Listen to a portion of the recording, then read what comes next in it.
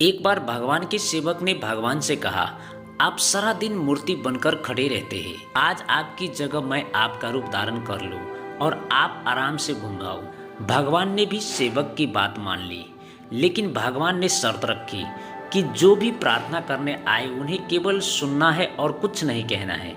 सेवक ने शर्त स्वीकार कर ली और योजना के अनुसार सेवक भगवान की जगह मूर्ति बनकर खड़ा हो गए। पहला व्यक्ति जो मंदिर में आया वो एक व्यापारी था। उसने भगवान से कहा, भगवान मैं आज नया कारखाना खोला हूँ, कृपया उससे सफल बनाइए। व्यापारी माथा टेकते हैं और तभी उसका बटुआ गिर जाते हैं। वो बटुआ गिराकर बिना देखे चला जाता है। सेवक बेचैन हो जाते हैं और सोचते हैं कि व्यापारी को बता दे कि उसका बटुआ गिर गया है, लेकिन भगवान की शर्तें अनुसार वह कुछ नहीं कहता है। कुछ समय बाद एक गरीब आदमी आता है और भगवान से कहते हैं, भगवान घर में खाने के लिए कुछ नहीं है, कृपया हमारी मदद करें। भगवान के सामने बटुआ पड़ा है। वह गरीब आदमी भगवान का धन्यवाद करता है और बटुआ उठाकर चला जाता है। फिर एक नाविक आते हैं और कहते हैं, भगवान मैं 15 दिनों के लिए समुद्र यात्रा पर जा रहा हूँ, कृपया मेरी यात्रा में कोई समस्या न हो। ठीक उसी समय व्यापारी पुलिस के साथ आते हैं और कहते हैं कि ये नाविक मेरा बटुआ चुरा कर भागा है। पुलिस नाविक को पकड़ के ले जाते हैं।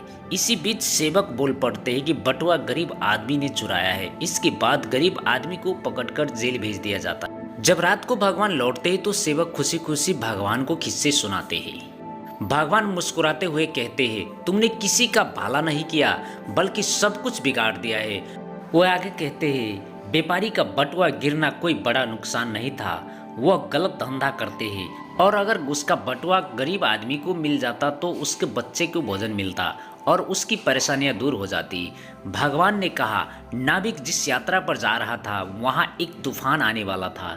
अगर वो जेल में होता तो उसकी जान बच जाती और उसकी पत्नी विधवा होने से बच जाती। भगवान ने ये भी कहा, कभी कभी जीवन में हमें समस्या आती है और हम सोचते हैं कि ये हमारे साथ ही क्यों हुआ, लेकिन हमें समझना चाहिए कि इसके पीछे भगवान की योजना होती है।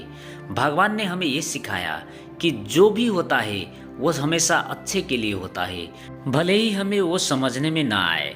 इस कहानी से ये शिक्षा मिलती है कि हमें भगवान पर विश्वास रखना चाहिए और जो भी घटनाएं घटती होती है उन्हें अच्छे के लिए मानकर स्वीकार करना चाहिए।